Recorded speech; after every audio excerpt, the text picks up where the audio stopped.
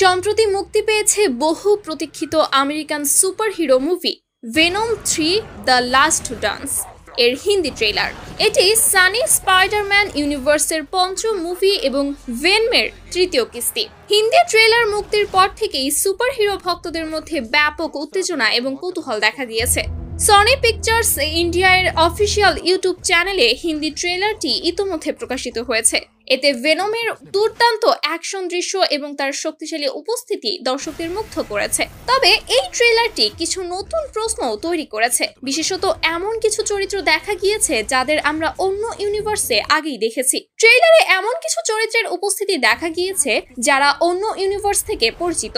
এরা কিভাবে এই ইউনিভার্সে এলো সেই প্রশ্নই এখন সুপারহিরো ভক্তদের মনে ঘুরপাক খাচ্ছে। মুভির মূল গল্পে এই রহস্যের সমাধান পাওয়া যেতেই পারে, তবে তার আগে ট্রেলারের এই ক্যারেক্টারগুলো নিয়ে ব্যাপক আলোচনা শুরু হয়েছে। ট্রেলারের কিছু অংশ দেখে অনুমান করা যাচ্ছে মুভির কাহিনী স্পাইডারম্যান নো ওয়ে হোম মুভির পরে ঘটতে যাচ্ছে। সেখানে ডক্টর স্ট্রেঞ্জের ভুলের কারণে ভেনম মার্ভেল সিনেমাটিক ইউনিভার্সে টেলিপোর্ট হয়েছিল এবং এখন সে আবার নিজের ইউনিভার্সে ফিরে এসেছে। মুক্তির গল্পটি ঠিক এই টাইমলাইন থেকেই এগিয়ে যেতে পারে। ট্রেলারে ভেনমের মারাত্মক অ্যাকশন এবং ভিলেনদের সাথে তার সংঘর্ষ দর্শকদের মধ্যে বাড়তি উত্তেজনা তৈরি করেছে। সিম্বিওটের ক্ষমতা, ভিলেনদের শক্তি এবং ভেনমের লড়াই সব মিলিয়ে এটি হতে যাচ্ছে এক রোমাঞ্চকর অ্যাডভেঞ্চার।